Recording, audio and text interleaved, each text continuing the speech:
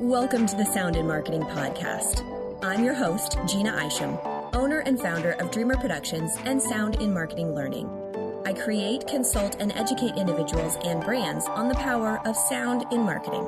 The Sound in Marketing Podcast exists as a resource for those wanting to up their marketing game exponentially by simply thinking a little differently.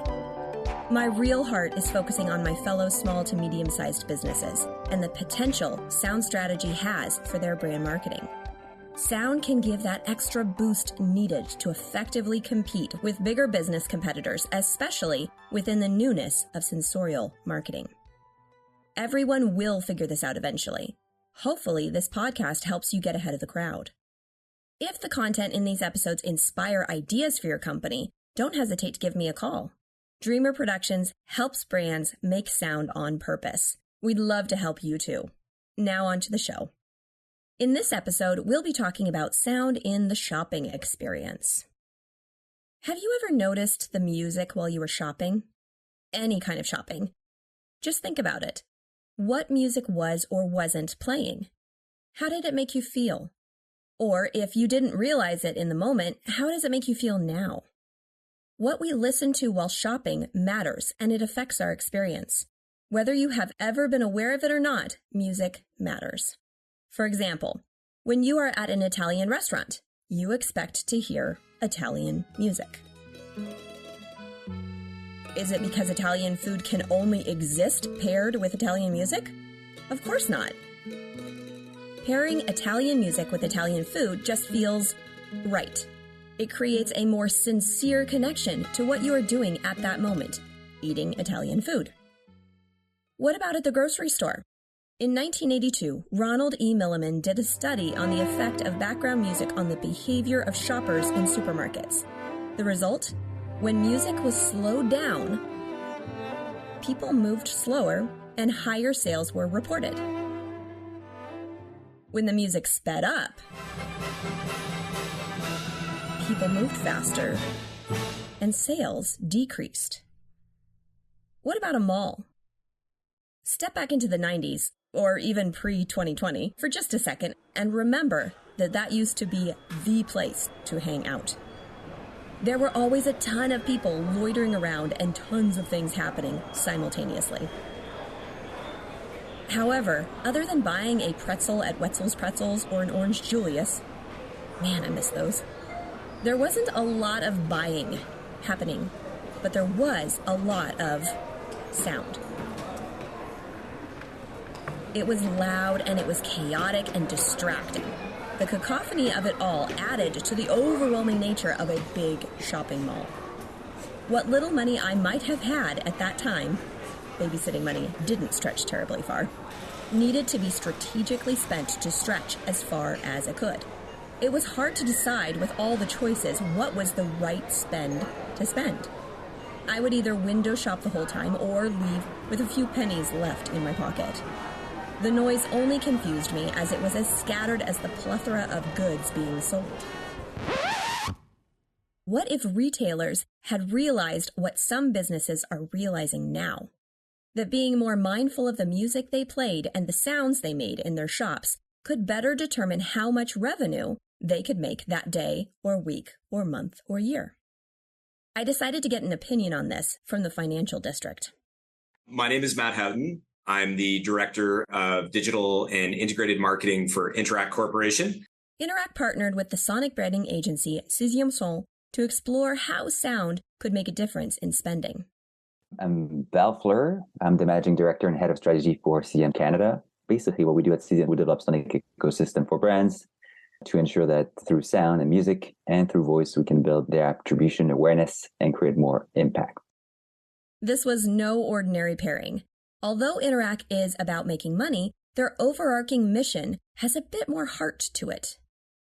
Interac's mission is to create value exchange among Canadians. Interac came to life through the leading Canadian financial institutions to offer universal solution for debit payment products. We touch the lives of pretty much every Canadian on an almost daily basis. They're using Interac for debit, or if they're sending money through e-transfer, they're using Interac.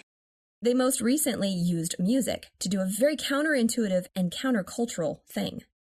Matt, along with his team, partnered with Sixième to create a curated music playlist to be more mindful while they were spending. Our brand platform is about when you're in control of your money, you get more out of life. I remember when you came up and said, can you create a track that would allow people to spend more mindfully? We thought the challenge was super, super interesting. And also doing studies over the years, it was a good way for us also to go back and say, hey, what are the factors music-wise that are affecting our purchase behaviors? We started to collect those studies and build our own roadmap to start composing this sound shopping track.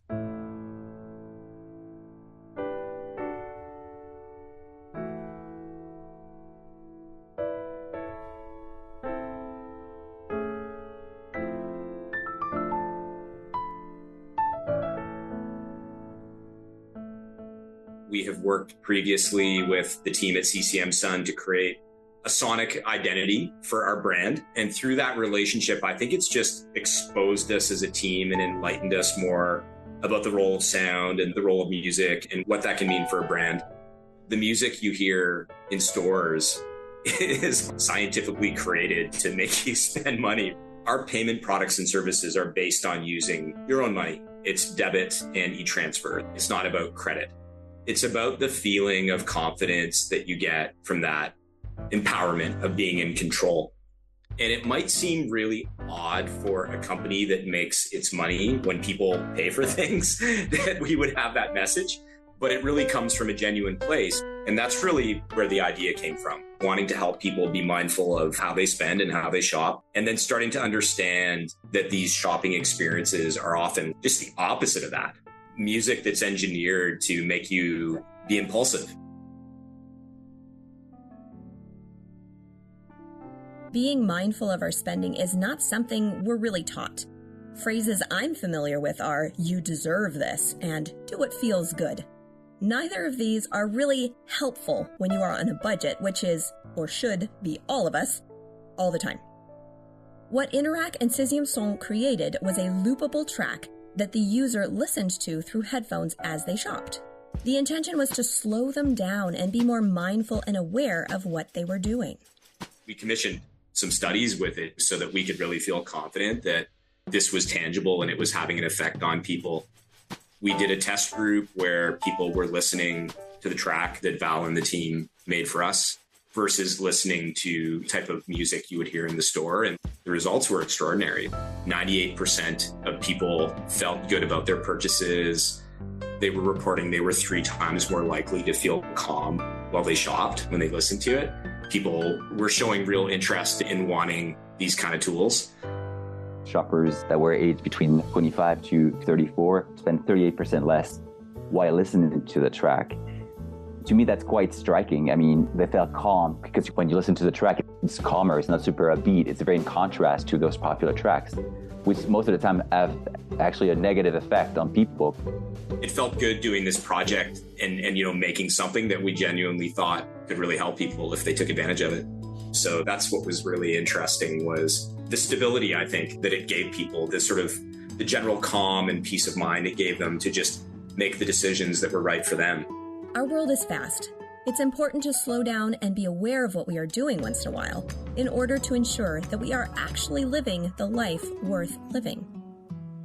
I think anyone in marketing for sure recognizes authenticity is job one. There's so many examples of how to do that wrong a lot recently. And I think especially when you start to intersect with values and what your brand may stand for and what you represent. And there's some real cautionary tales in the world of marketing and large brands.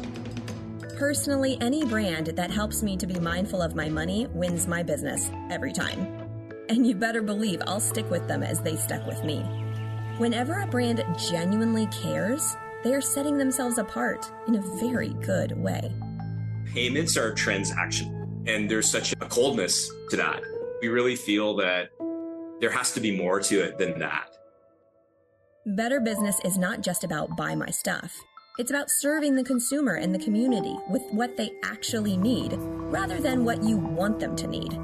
In the long run, this service drives better long-term sales.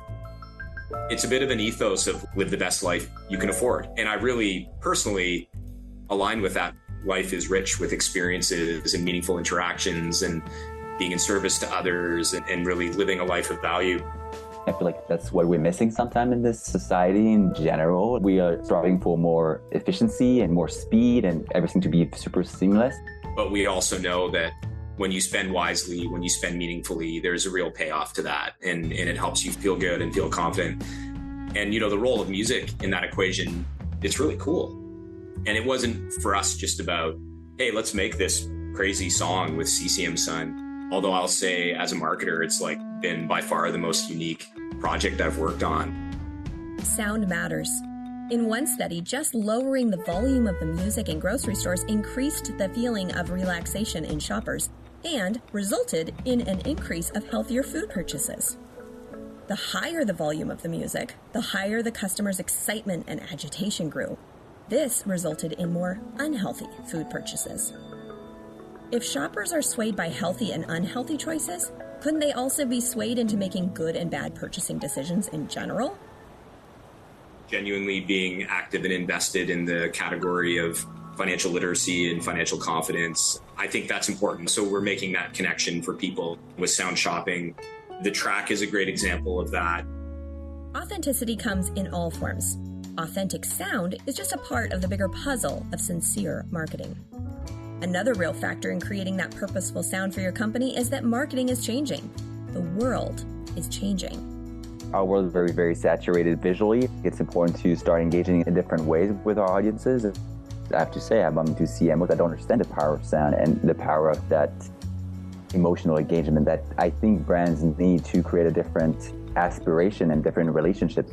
We need to find different ways to engage and talk and feel understood and clearly understood. And it goes back to proof points.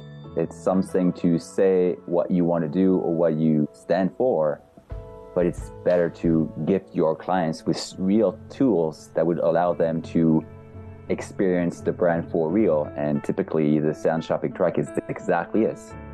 This is who I am. This is my brand positioning. I want you to feel in control. But now here is a track that was tailor-made for you to actually live our brand platform. And that's, again, very unique. The world of marketing is bigger now than it was 30 and 40 years ago. The platforms available to us and the means of communication out there is staggering. Now is the time to find new ways to relate and connect to our consumers. I think everyone understands the visual elements of a brand, the tonal elements of what you say and how you sound, and the consistency of language and words. But the whole layer of sound and sonic on top of that is so meaningful for how you resonate, how you're familiar, what you mean to an audience. It's just been such a cool and enlightening experience working with the team at Sixième son to do this and then extend that into a project like sound shopping. We had the perfect partner. Thank you to my guests, Matt Houghton of Interac and Val Fleur of Sixième son for their great insights on the world of sound in the shopping experience. Also, thank you for sharing your lovely music track that we've been enjoying in the background throughout this episode. Special thanks also to Artlist for the sound effects and music examples. Did you like what you heard? Great! Leave a review, tell a friend, and spread the word. More people should know about this stuff. I know you know that now. Want to explore your sound strategy further? I would love to help. Send me an email at gina@dreamrproductions.com and we can continue this off-platform. For further resources, learning, and content, check out Sound and Marketing Learning for your one-stop sound shop. All links will be provided in the show notes.